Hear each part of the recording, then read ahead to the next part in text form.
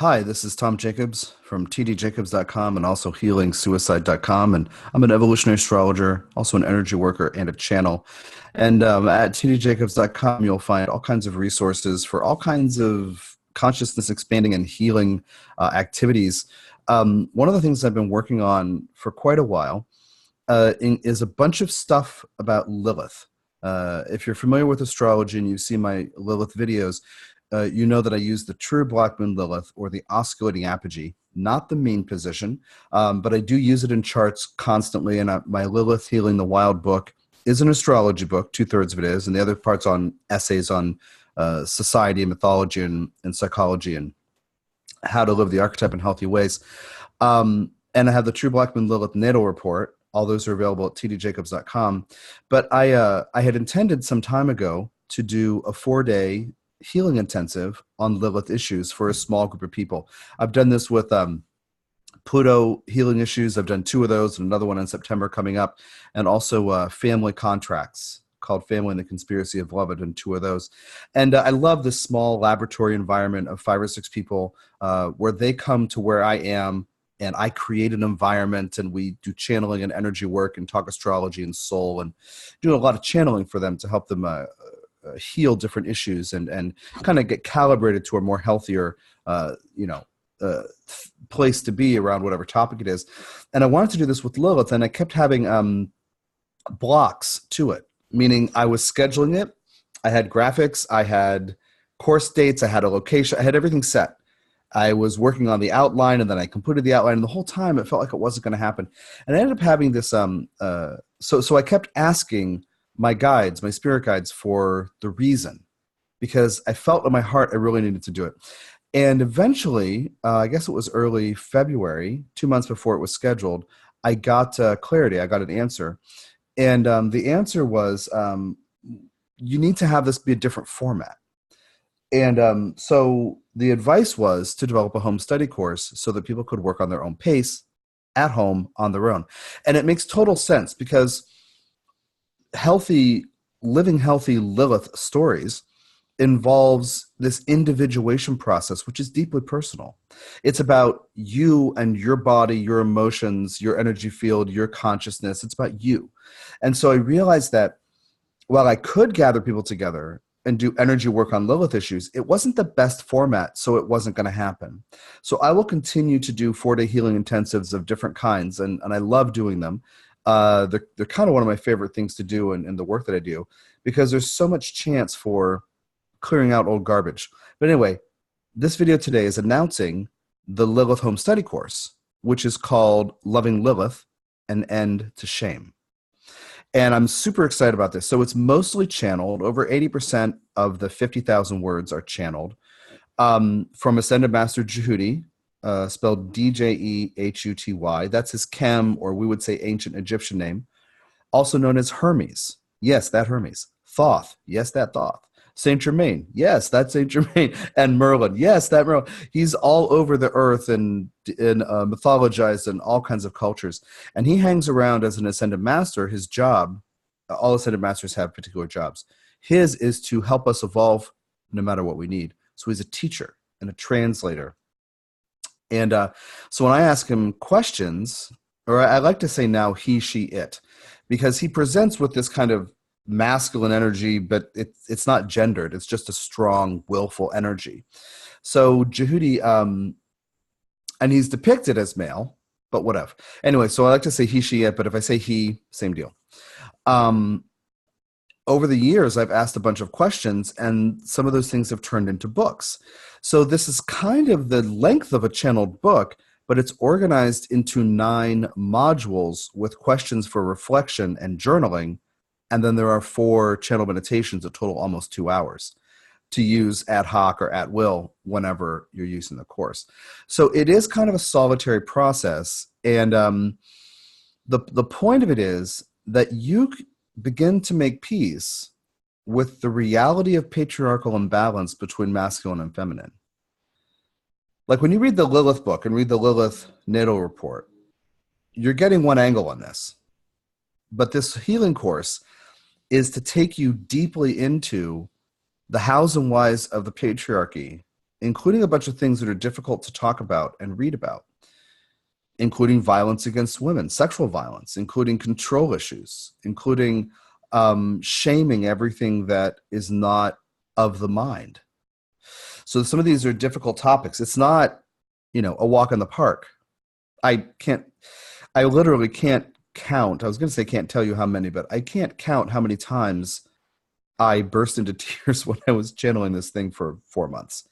Over 4 months. It was concentrated the last 2 months before I released it last week, but it's deep stuff. And so it's challenging our conception of what the world is and how much power individuals can have.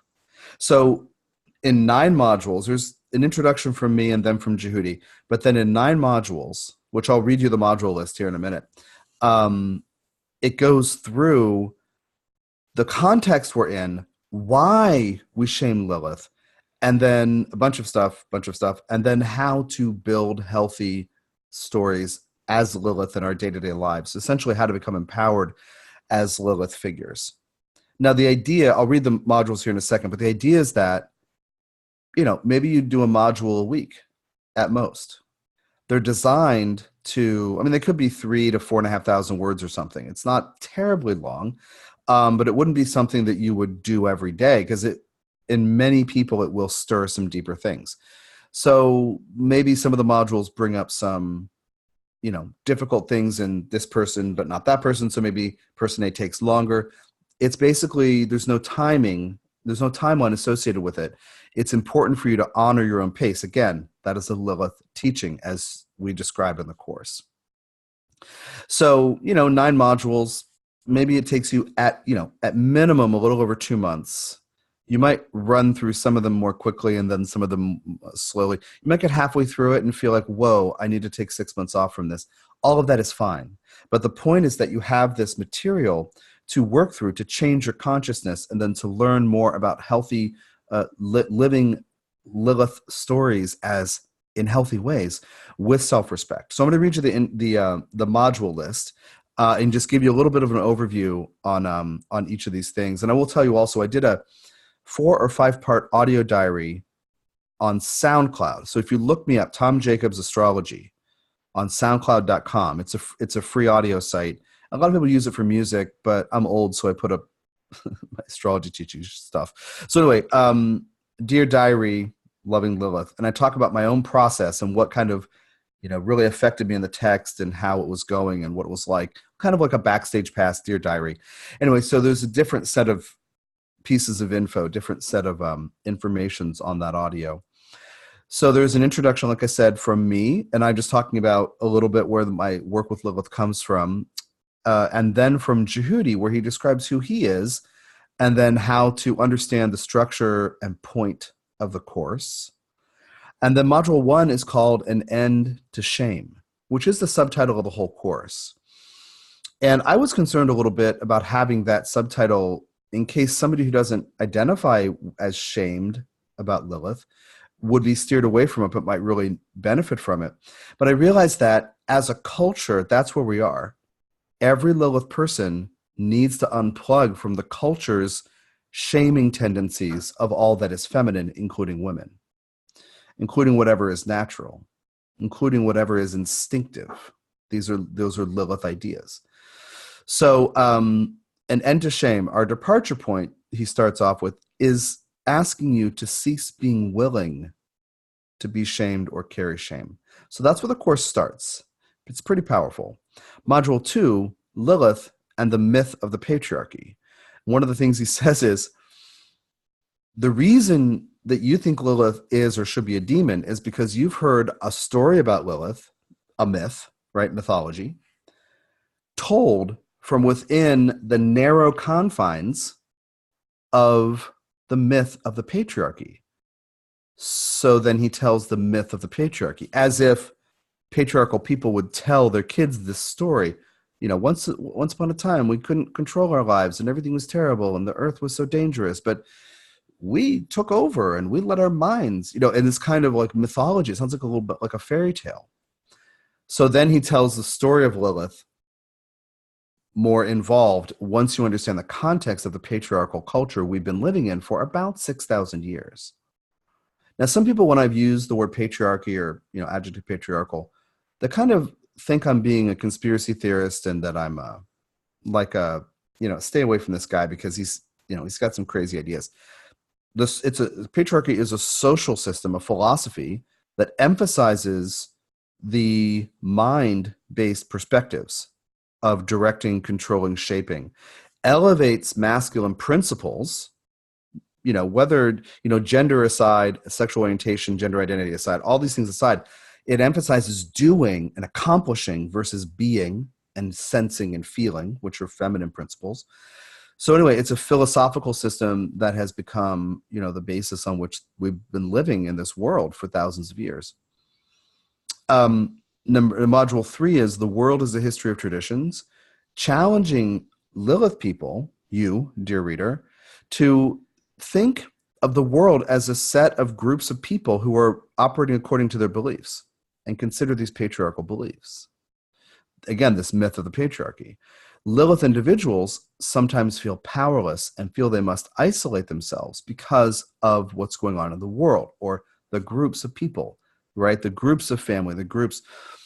It can seem that the groups are powerful. So he's setting up this individual empowerment process that is explored later in the course. You're actually much more powerful than the fear-based groups if you trust yourself. Module 4, control, abuse, punishment, and Me Too. Djehuty talks about Me Too for the first time through me and talks about these protocols for trying to control the feminine as women. And that's where I started to lose it emotionally, because really looking at the I've been deeply affected my whole life by this control, abuse, punishment dynamic. And it's just been something that has bothered me and is a karmic theme for me to work on healing. Hence, now there's a healing course. And anyway, so there's a focus on those issues. It gets a little intense. But then we get into Module 5, understanding sexual violence, the source in patriarchal living of sexual violence. And that is where I was stopped in my tracks, not just affected, but my sense of things has been that you can't really heal these things, can you? I've wanted to believe you can, but the prevalence, right? The overwhelming reality of things in the world. Again, the world is just a bunch of people playing out their ideas. Can you become empowered and change the world? So it's this whole thing about challenging you to become empowered in this very interesting way. So understanding where sexual violence comes from, and this is about the divorce from the goddess. And trying to, which is the genesis of patriarchy. We didn't feel safe. We felt like the earth was not a safe place. And so we had to build up structures to control things, to not surrender to the whims of nature. That's the genesis of patriarchy. That's where it comes from. Then, and that's actually, that includes, I'm not going to read all the subsections throughout the whole course, but I'm going to say this. That includes a subsection called Myths of Women in Pornography. And he uses it as these archetypal threads, these myths, these depictions, we could say, of women in mainstream pornography as a tool to help you understand the divorce from the goddess and how masculine type people, again, gender, identity, sexual orientation aside, masculine type people who identify with the mind will feel separate from the goddess and try to reconnect with the goddess or conquer the goddess. So that's an interesting chapter. And then there's also explanation of understanding the multidimensional context, our multi-life history of sexual violence as a collective and as individuals. And then there's also one section called A Helpful Definition of Karma, where Djehuty explains in detail what's going on with our beliefs and how to change them. I teach that we can change karma by changing our beliefs, but the beliefs that are karmic are wrapped around emotions, so how to deal with those emotions. Module 6 is healing sexual violence, taking it a step further and looking at addressing the energetic residues, all kinds of intense things that are very that give you something to go on and something to do, to work with for healing. And module 7 is the 9 stages of the Lilith archetype. And this is the only part that I wrote. And I took it directly from Lilith Healing the Wild. Because when I was talking to Djehuty about it, he said, yeah, we can do that. And I said, but it's reinventing a wheel. And he said, then we don't have to do it. And I was like, And I thought about it for a few days, maybe a week off and on. Like, what would that be like? Djehuty rewriting something I've already written years ago that I spent a lot of time making exactly how I wanted it. And we agreed not to do it. So I copied and pasted from Lilith Healing the Wild, the 9 stages of the archetypal process. So then there's that. I wrote that. That's in there. And that's 18 or 19% of the total word count. So that's why I say it's over 80% channeled. Then module 8, respect for the feminine. Hold on one second. Okay. I was looking at the TOC and I hit something and it jumped to a different place in the document. Okay. Respect for the feminine. Understanding in patriarchal culture, in monotheistic religious culture that we've lived in for thousands of years, there's conditional respect for the feminine. And then how to understand unconditional respect for yourself, the feminine within you. Again, gender aside, sexual orientation, gender identity aside, all those things aside. How can you rebalance in yourself respect for the feminine? Because the point of changing the world as a Lilith person is do it yourself and then let's keep talking all together. Would change the world that way. It's not fighting the people who are trying to shame the feminine. An organic approach to respecting the feminine. It's like a little user's manual kind of. And then module 9, the last one, is a future with Lilith. It almost was called a future as Lilith, but the whole course is about that. So I just wanted to say us together moving forward with Lilith within us. And that looks at what power is and isn't, what power is when you are a Lilith person, and how to cultivate it in 4 parts of life. One is products and food, including feeding and fasting, like being able to hear instinct in the body by periodically fasting sometimes, or changing up eating rhythms instead of just constantly feeding. The second one is healthcare, including reproductive healthcare and reproductive rights. The fourth one is relationships, and the third one. The fourth one is sex and sexuality. And so that is the course, taking you from understanding the context we've been living in, and then, tearing down the debris of shame and guilt and blame and anger and abuse and sexual violence of all kinds and coercion and manipulation and threats and control issues, tearing down the debris that we may carry. Again, gender, sexual orientation aside, doesn't matter. We all carry this. And it's not even like this course is for women. It's for half the population. It's for everybody who's ever been on Earth. Okay, so this is I'd like to say, I kind of want to say I'm proud of it, but I'm kind of proud I could keep my eyes and heart open to work on my own debris enough to finish it, because it will stir a healing process in you, and it will help you build self-confidence and respect as Lilith, essentially unplugging from what's going on in the world that is so painful and so oppressive. One of the things about Me Too, I'll just tell you this little kind of insider's look here. In Module 4, Control, Abuse, Punishment, and Me Too, one of the things he talks about is, when all these kinds of faces of celebrities or whatever might be attached to it for different people, so we have that image of Harvey Weinstein, and this is October of 2017, I want to say, just before Jupiter entered Scorpio. And I think November of 2017. And I think 2 weeks before. And Djehuty talks about this as this is a graphic image. There, the ripping open of a scab. And somebody's voice comes up. And then somebody else says, me too. And then 10 more people say, wait a minute, me too. Then you have this movement. But one of the things that's important to understand is that when someone gets into Lilith issues in her or himself, the first thing that's going to come up is anger. Pain's behind anger, but rage and anger. And this is the stereotype of who Lilith is. So this whole course sets up that for hundreds of years, we're going to be in a phase of needing to heal these issues. And the beginning of Me Too in late 2017 is the beginning of more of a willingness to confront the very obvious, but sometimes buried and denied pain and shame. Hundreds of years. Some people might have thought it's a fad or hoped it would go away. It's not going away.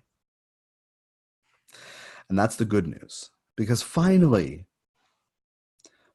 you can choose to inhabit the space to do whatever you have to do to heal your particular path, your history, your process, the residues you've carried. And the number of people having come forward, it's so many people, but of course it's not everybody who needs to go through a healing process. So I'm happy to offer this healing course in case it might help you. Again, it's called Loving Lilith, An End to Shame.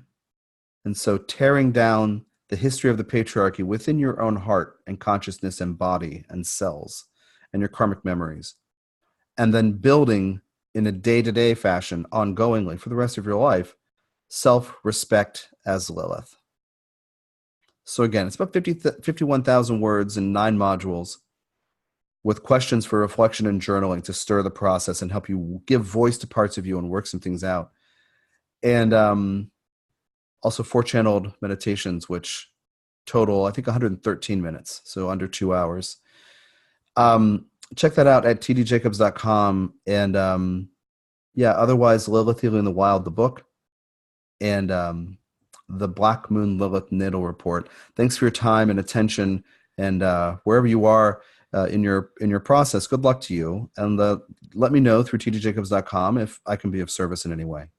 Take care.